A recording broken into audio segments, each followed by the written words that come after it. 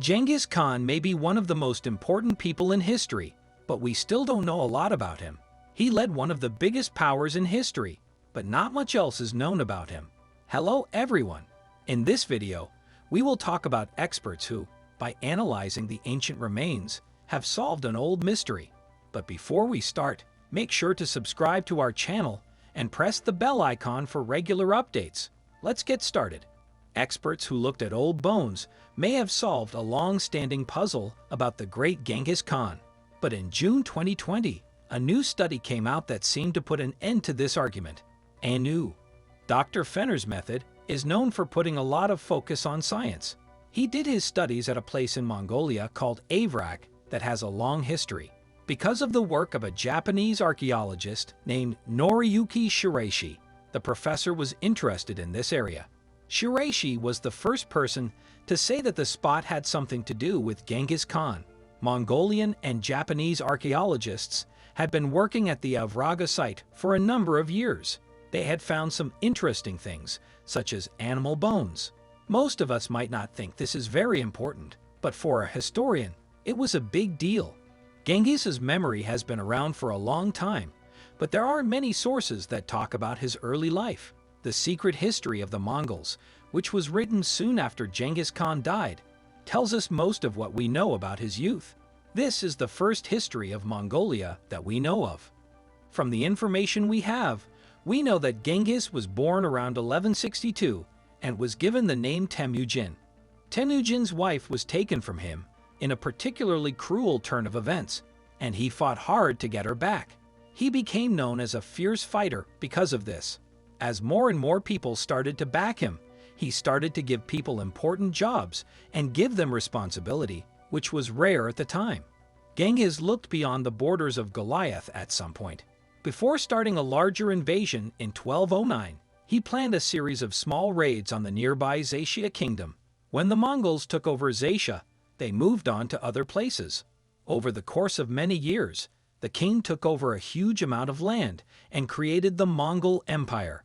By 1225, the Mongol Empire had covered an entire continent, from the Caspian Sea in the west to the Black Sea in the east.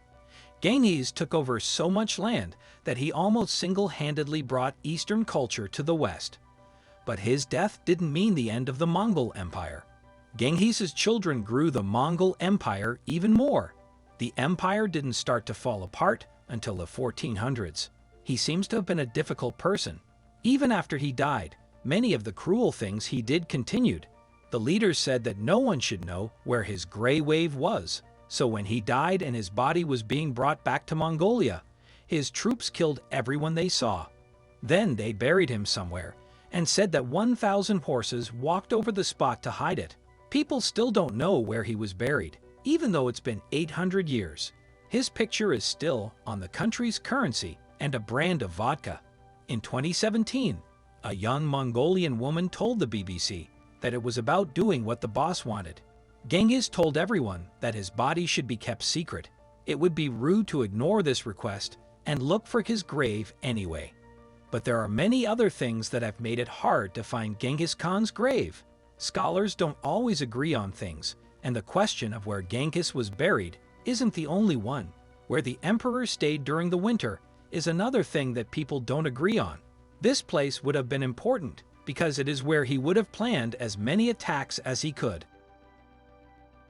Thanks to Dr. Fenner and his peers at the ANU, historians now seem to have an answer to this question. After much discussion, they have finally found proof that Genghis Khan spent the winters in the city of Raga, which is in the eastern part of Mongolia.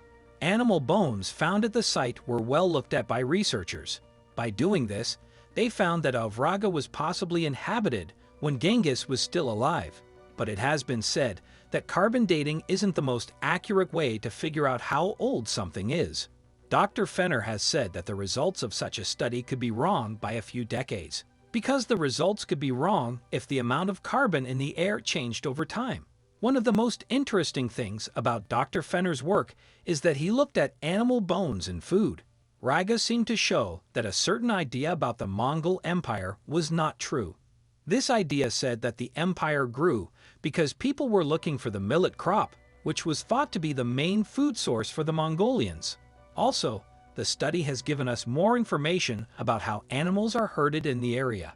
The University of Aberdeen's Drive told the ABC, "The research has shed light on the practice of herding animals in the region." Dr. Wright said that farming has always been an important part of Mongolia's economy. Reconstructing the skills and choices of historical farmers gives us a look into the daily lives of people who lived and worked close to the leaders of the Mongol Empire. His work has caught the attention of historians and researchers from all over the world. He told ABC, "I think they've made a pretty good case that the site and the main burst of activity here are pretty much what we would expect." Dr. Taylor then talked about what Genghis means to us now, 800 years after he died, and if this fits with what we know about his life and path. The professor said that Genghis was an interesting person in and of himself, but Dr. Taylor said that the rise of the Mongol Empire had a big effect on the world we live in now. Genghis is known for being violent and for taking over a lot of land, but in Mongolia, he is known for bringing some civilization to places that had been very wild. Many of the rules he made for his kingdom are still in place today. He will be an interesting part of history for a long time. That's it for today. What do you think about this incredible discovery? Let us know in the comment section. Please like and share our videos. Don't forget to subscribe to our channel and press the bell icon for regular updates.